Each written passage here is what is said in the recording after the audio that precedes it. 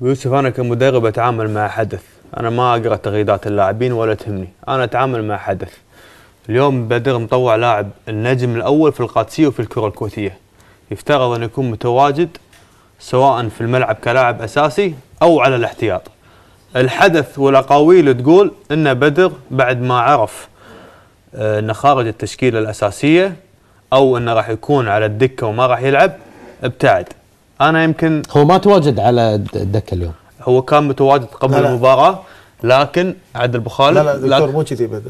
بدر صح، انت صح كلامك، بس ما بدر انه شالوه من ضمن ال 20 لاعب. يعني مو على دكة الاحتياط. ان بدر اللي عرفته انا ان بدر عنده سفرة مهمة. طيب. كنسل السفرة انه عشان يروح باكر، فمن ضمن ما كنسل السفرة لازم يتأخر على النادي، على النادي اليوم. فقالوا له انه هو رايح انه مو اساسي، يدري انه مو اساسي، يدري انه هو اليوم احتياط. شالوه من ضمن ال 20 لاعب.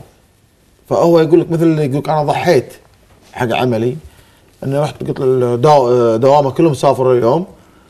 زين النادي ما عنده خبر بهذا المواضيع يعني. عاد ما دشيت بالتفاصيل. يعني هو اليوم على الاحتياط ولا لا؟ لا اليوم هو كان بالاحتياط، ويدري بدر انه هو احتياط، بس شالوه من ضمن ال 20 لاعب. التاخير ماله شالوا بدر من ضمن ال 20 لاعب. هو الغلط اللي صاير بالموضوع اللي اشوفه الناس كانت تتكلم فيه، ان بدر ما قبل انه يصير احتياط.